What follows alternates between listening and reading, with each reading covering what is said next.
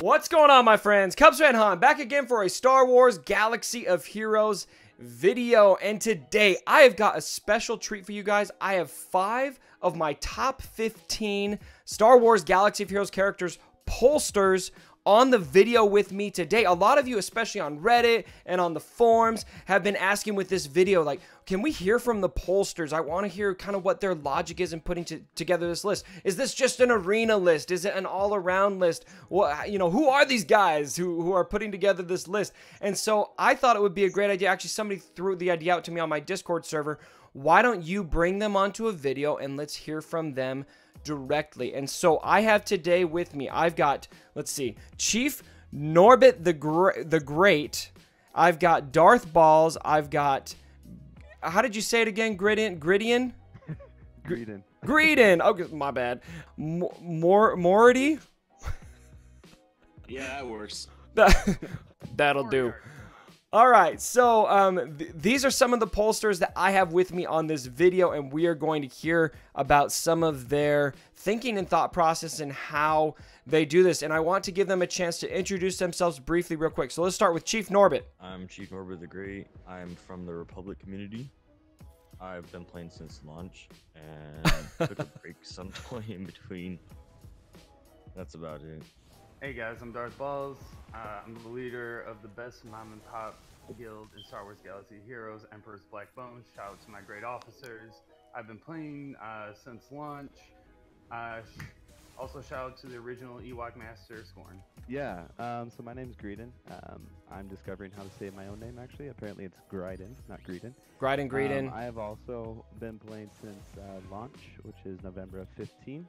I didn't take any breaks. I have developed a painful addiction to this game, for real. I play like every single day. I'm the alliance leader of We With Lives. I'm currently in the guild. Oh, I've seen that guild, yeah. Yeah, we pop around here and there. A bit more of a casual guild, but we have a lot of fun together. So, been playing for a while, and I just absolutely love the game, so I'm happy to be here. This is Moriarty. I run the Empire Mandalore Guild, and fun fact, we have never lost or tied a territory war. Ooh, round of applause. You've never lost or tied. Yeah, 9-0-0. Okay, this guy needs to make videos on territory war strategy. But actually, you're probably not going to do that because you don't want us to know your secret. Yeah, I've gotten really paranoid, so... Okay, so those are the pollsters that we are working with today. And so what I want to really tackle, first of all, we want to talk about the list a bit, but you've already seen the list. And so what I'd really like to hear from, and I know what a lot of you guys are interested in, is what is the logic, what is the thought process in putting together this top 15 list? And so I want to kind of give everyone a chance to talk through that a bit. So maybe Chief Norbit, let's start with you. When you approach the top 15 list, what are some things that you are considering? I take into account that I actually have some of those characters, but the ones I don't have, I actually go in theory craft with my sources in my community, and that gives me another insight on the characters I might not have or don't use all the time. Right. Darth Balls, what about you? Yeah, so this was a lot of discussion in my guild today. I think it was in a lot of guilds. So how I personally view it is I look at the top several teams in each area, arena, fleet arena, territory battles, territory wars, yada yada. And what I do is I try to look for what characters are the best across those different arenas. And what I do then is I'll penalize characters if they need to be in a specific composition. So personally for me, Rey Jedi training needs to be with resistance people. Nobody's really running her in arena or different areas, not as a leader, not without BB-8. So I kind of penalize her some for that. And I just look for the characters who contribute the most across the different areas of the game and aren't, I prefer plug and play characters. So I penalize characters who are dependent on certain compositions to be effective. Very neat. Greedin. Yeah, my process is a little bit different. I actually start with a list of all those different characters that you hand out to us, and then I just put them in a hat and guess at random. And just grab different characters, and just go from there. No, honestly, So that's why we had a first place vote for Ugnaught this month. Yeah, that was me. That explains it. I shouldn't say that. No, I honestly spend the most time kind of looking at. We're basing this off of January of 2018, right? So I'm trying to keep it as specific as to this month, who's the best characters that are out there, and I like to take into account every aspect of the game and who's the best overall in each aspect. So obviously Luke, he's pretty much the best at any given aspect of the game. So obviously he's going to be up there. And then I just kind of digress based on who is worse in other aspects of the game. So Thrawn's obviously going to be up there. Those top guys are always going to be up there. Right. And then I take into account the nature of the rewards for each aspect. So for example, Arena. Arena is going to give you, if you're taking first, 500 crystals. So that's going to give you 500 crystals per day. That should be a priority for most people to be good at Arena. But I'm not going to base it just off of Arena. There's also the nature of the rewards for raids, for territory battles, for territory wars, so on and so forth.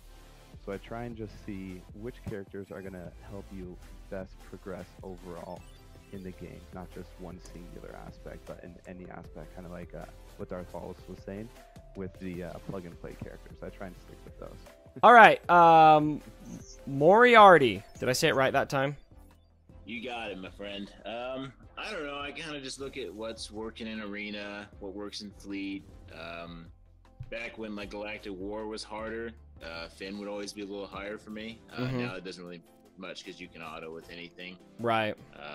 It's just kind of, you know, like what gets you the most waves completed in territory battles. And that is just kind of like a mix of that.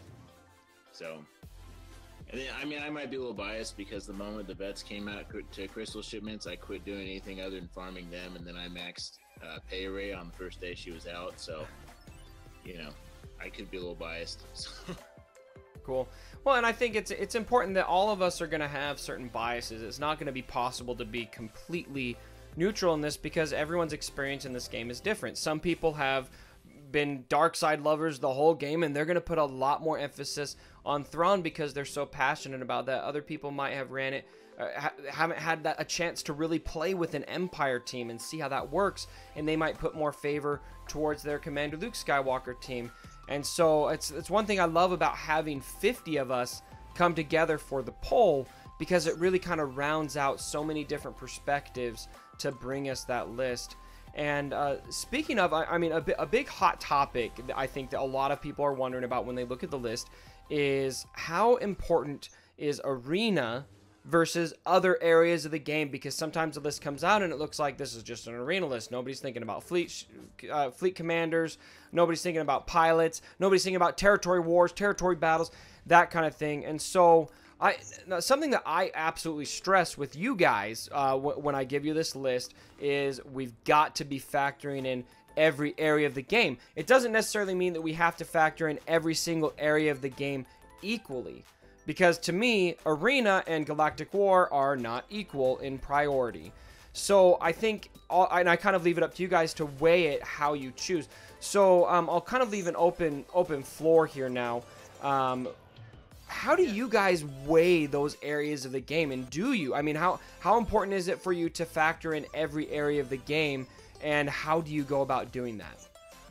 Yeah, I think you bring up a good point, and the biggest point of contention I've seen between different pollsters and people is what perspective do you have on how valuable all the different areas are? I think we can all agree that Arena and Fleet Arena are the most important because of the crystals you get there, but it's kind of weighing different aspects against each other. Right. I tried to be pretty even between the arenas, raids, territory battles, territory wars. Galactic War is how I view it as endgame. At the end game, that the Galactic War isn't too important or anything like that. So I try to value all the resources depending on what's most important. I like fleet currency. I like guild currency is more important than ever. but I tend to try to weigh them equally with a little bit of emphasis on the two arenas, Fleet and Squad, because of the crystals you get there. Yeah, if I may, I gotta agree with Darth Balls, and he actually did a really good job with his list. Honestly, props to him. He has put in some characters that I didn't really take the time or thought to put in. But I really like considering how these different aspects of the game are going to help you progress as a player. Having dealt with, my alliance, we have 6 guilds now. We play with a whole bunch of different types of players. For example, my brother's in the game. He doesn't honestly really care about Arena. He just uses whatever team he thinks is fun and then just goes from there. So for him, he doesn't care about like CLS and Raid Han and Thrawn and making sure they're max. He just likes to play to have some fun. And so it's really hard to weigh and be like, these are the absolute best characters for you, because for someone, they don't really care about Arena, but they really want to be good at the Raid. So you could say, well, look, maybe you don't care about Arena, but CLS, Han, Thrawn, that's a great combo for the tank. That's a great combo for the Rancor.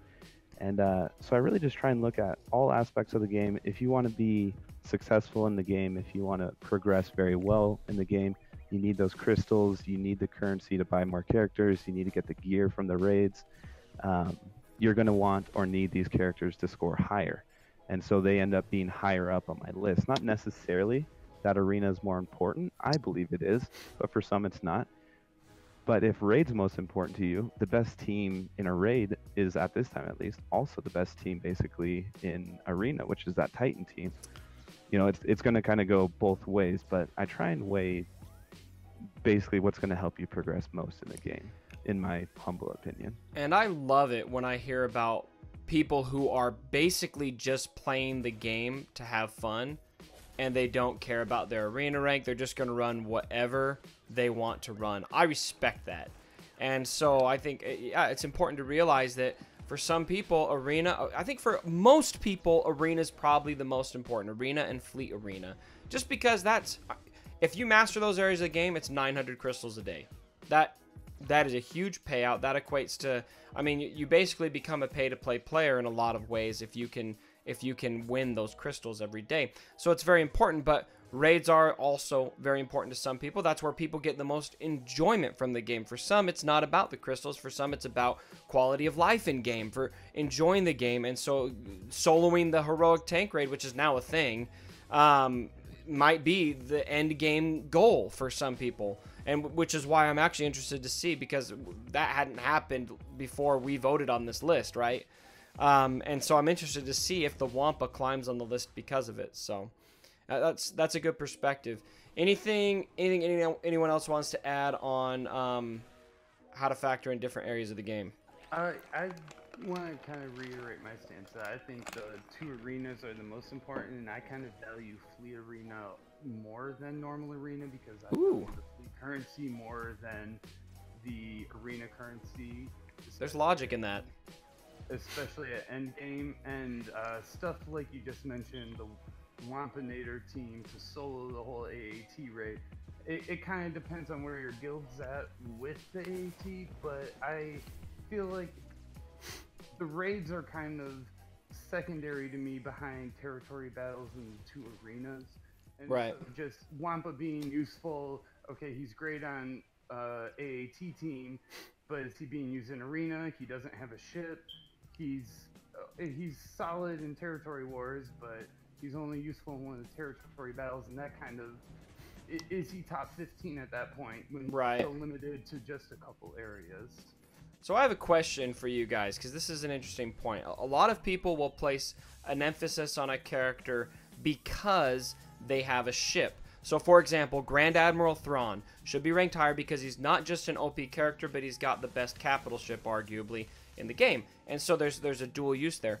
And so from where you guys sit, are you going to penalize a character for not having a ship? For example, say Rey or BB-8 or Commander Luke. They don't have a ship. And so are they penalized as a result? Or do you just factor in, all right, it's not their fault they don't have a ship. Look at what they can do in every other area of the game. Look what they can do in raids. Look what they can do in PvP, in territory wars, territory battles.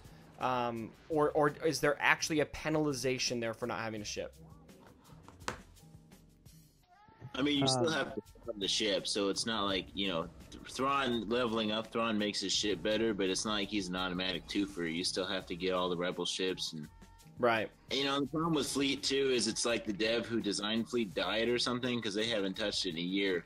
So there's really only like 7 ships anyone uses. So I mean, the Yeah, top 100. and you know what? I'm really positive about this game. I'm so positive about this game. I love the game. I like to find the good in the game and just enjoy it, but I don't have a whole lot of positive things to say about ships at the moment. I think it's a pretty stale game mode. So does that mean that ships should be less worthy because there's less diversity? I would almost say because of the resources offered there, that those top tier ships, the Bigs, the TIE Fighter pilots, the Thrawn, should almost get a little bonus because they're part of that fleet meta that can help you get that extra revenue of crystals. I mean, when I did my rankings, it was the most valuable thing was Arena, and then second most valuable was Fleet because of the 400 crystals and the Zetas. But at the same time, it's also like an easier way to burn yourself out doing an hour for Fleet payout every day. I don't know. It's, you know, it's just what you're into, I guess. But Right. Well, another and thing. look at Biggs and be like, that right there is a top 15 guy right there. Like, you know, he's obviously a stud and he's great in like light side TBs and all that, but you know, it was like a year ago. You gotta get over it at some point. His ship is great. I mean, if you're just factoring him on ships, then maybe he does deserve a spot. But if you look at all the other areas of the game, then yeah, I agree. It's hard for me to put him in the top 15. Yeah, it depends on what your priority in the game is. Because if you looked at just ships and ranked it that way, yeah, Biggs is better than CLS. He doesn't even have a ship, you know. But it'd be a totally different ranking. Yeah, you couldn't put Biggs above. You'd have no Talzin, you'd have no Nihilus, you'd have no Asajj, you'd have no BB-8, you'd have no Commander Luke, you'd have no General Kenobi. I mean, it's like almost the entire list would not be there. Yeah, so it's important to factor that in, and that's why Thrawn's a fantastic example. Like, yeah, maybe some people will put him top 5 or maybe right outside of it, but if you factor in, yeah, he also has, I mean, honestly, the best capital ship in the game. That would bump him up over, for example, Jedi Rey for me, or Jedi Training Rey, because she's great in Raid, she's great in all that good stuff too, but Thrawn has that one up on her that he does all that stuff awesome as well and has a ship. So when it can be used to help an argument for a character, but I don't necessarily use it as a penalty, because if we started doing that, then like we're saying, there's no Nihilus, there's no CLS, there's no Kenobi. It can be like a nitpicky sort of thing, but not really a penalty per se.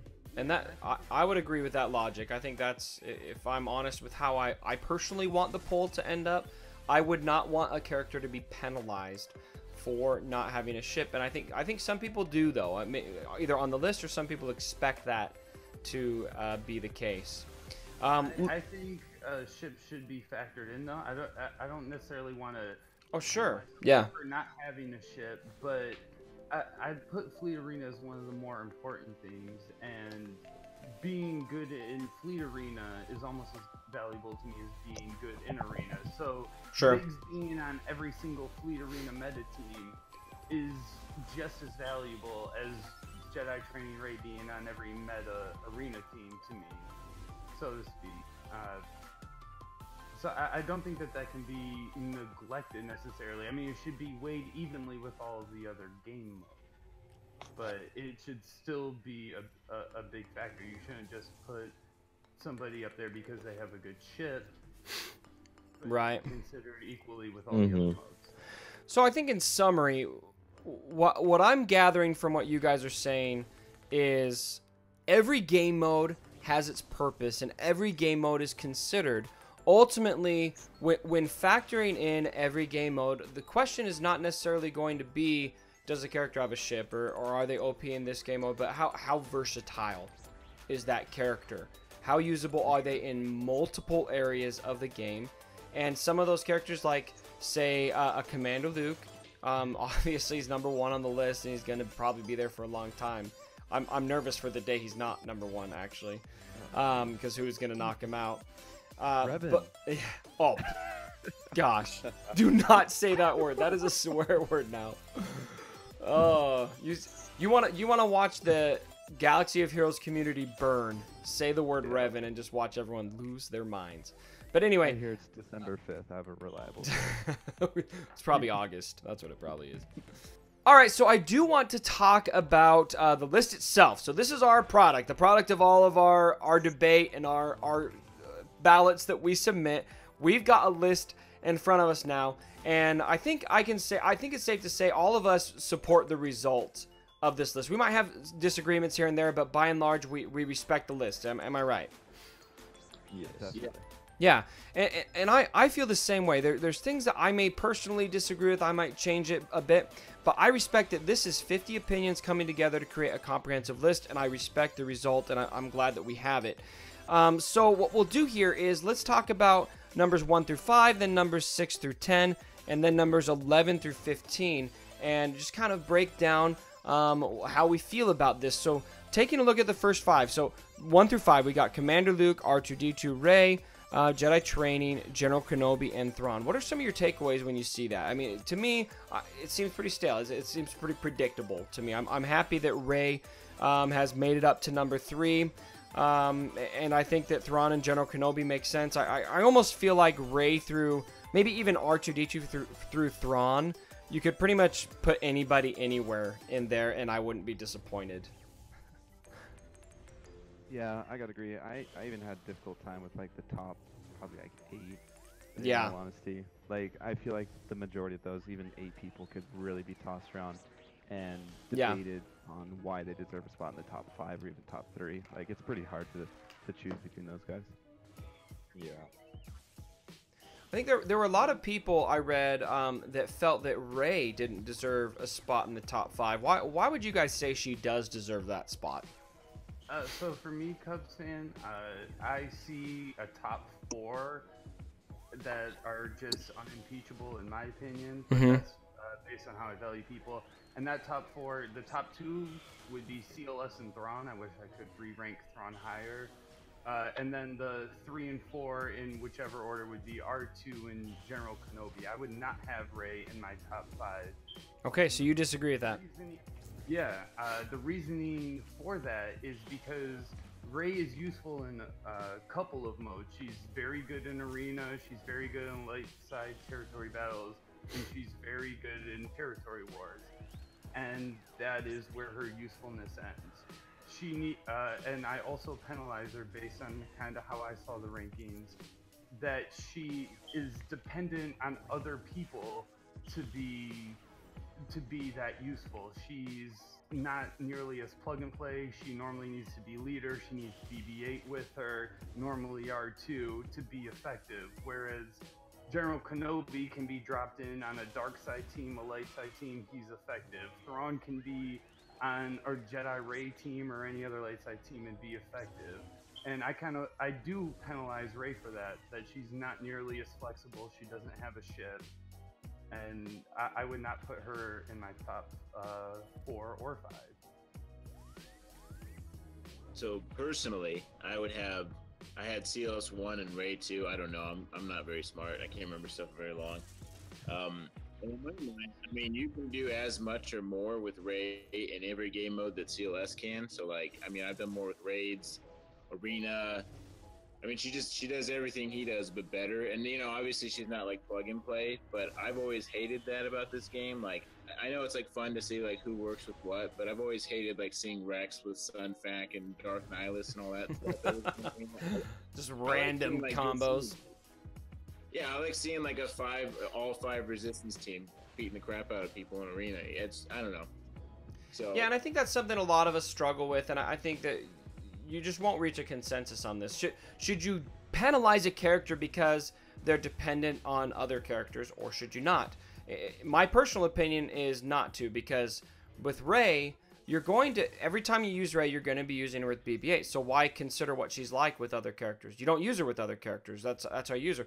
But other people will say, well, you're very limited in how you use Rey. You have to have BB-8 there, and so I'm going to penalize her. And I think that makes sense too. I think that's kind of a debate that's hard to come to a consensus to. It just kind of depends on what your perspective is. And that's kind of why I ranked BB-8 higher than Rey, actually, because I see BB-8 actually having more plug-in than Rey whenever I see those two in play. Yeah, especially with like the heroic tank. Such a big difference when you plug him in, even if you don't have Ray. Just do that CLS Thrawn, Han, BB-8, and what's his face? Yeah. Akbar lead. BB-8 makes all the difference, basically. He doesn't need BB-8 to do good, or he doesn't need Ray to do good in raids. And droid meta incoming, BB-8 is also crucial to make a droid team work. All right, let's look at 6 through 10. This gets a little more juicy. So we've got Raid Han, BB-8, Talzin, Asajj, and Nihilus. I don't know about you guys, but I was actually pretty dang stoked to see Asajj Ventress showing up here. I really think it's taken a long time for people to believe that she is as good as she is. I'll step up. Honestly, I put Asajj out there, and I just recently geared her. For anyone who's been around for a while, when I first started the game, Asajj, during the little, light side battles, the normal light side battles, she would just kick my butt every time. So I was like, man, I'm gonna get Asajj. And I leveled her up, and just awful, just so bad. And I was like, okay. So then I left her at like level 60, gear 6, whatever, for years. And just now, when the Night Sisters got their rework and they're kicking butt in arena, and she's showing up in the raids and whatnot, I put her up there. I finally got her to gear 11. I'm about to drop a Zeta on her, and I am just super impressed with how much she can change a team with that group dispel, with the AoE that can just dish out a ton of damage, especially in the raids. Her Zeta with the stacking offense and stacking health. She is turned into a huge important character in a lot of aspects of the game. So I'm really impressed with how much she's changed, and I feel like she's really underrated still. Here's the bottom line. I think the Night Sisters still almost, I would almost classify them as niche still, or paid, but it's mostly because they're still behind a bit of a paywall. If they were more free to play, watch out. I think we would see a heck of a lot more Night Sisters teams. Night Sisters teams are the teams that give me, that keep me up at night when I'm thinking about my payout for the next day, because I have a great team. I've got really good mods, and I can auto almost every team on my shard. But Night Sisters, I can't even win sometimes. So I think a lot more, especially as they move towards free to play, a lot more people are going to have them. I think, yeah, I definitely think that's pretty interesting, Cubs fan, because some people will complain about that setup. I think that the Night Sisters are pretty good. They're useful. It's good that they're not free to play, but as people start to get them more, I love them as a dark side territory battle team. I love using Night Sisters. They're a very fun team for territory wars. Looking at numbers 11 through 15, we've got Finn, we've got the Wampa, we've got Barasafi, General Veers, and then Imperial Probe Droid. And I personally have caught just a ton of grief today, because in my video I said I thought Veers was overrated. I am standing by it. I think he's overrated. I know that the list disagrees with me, but that was kind of my perspective, and that's kind of, to me, it's kind of like that versatility argument where I just don't feel like Veers has enough versatility for me. Whereas I feel like there are characters rated below him, like Chirton Bays, maybe Kylo Ren Unmasked, that I feel like would be more valuable.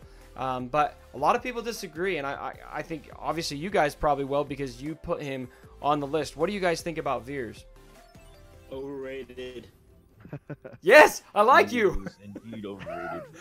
I like this guy. He may stay. I have that Zeta, and it's like fun for GW, and it's great for killing like the stereotypical like weak zombie team. Right. But it doesn't work when people who are gearing up their zombie. It's just, it gets shut down. And that's all he was good for, was figuring out that, NA zombie cheese.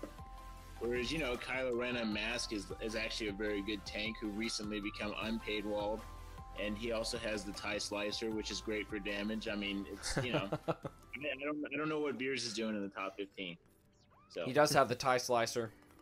By the way, if you're wondering what the TIE Slicer is, you shouldn't be, because the silencer should have always been the slicer. This is my new mission.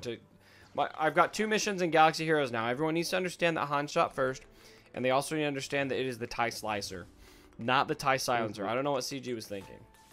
Yeah, it was Disney that messed up. They really. I'm gonna call Kathleen Kennedy about this tomorrow, actually.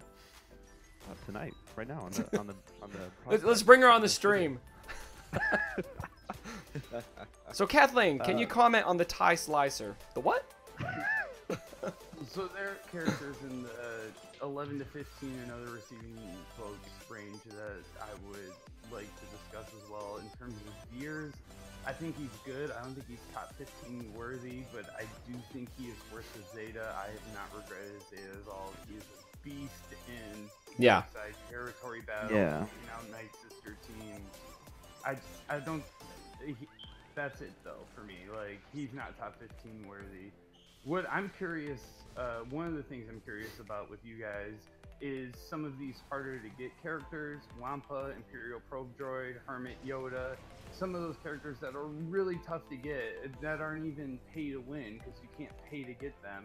Right. How do you factor rarity and limitations to getting the characters into it? Because I didn't factor that in at all, but I also don't think any three of them are worthy of top 15 inclusion, at least from what I've seen so far. That's a good question, and I hope I'm interested to hear what you guys have to say on that, because my intention is to not have how hard a character is to get factored in at all.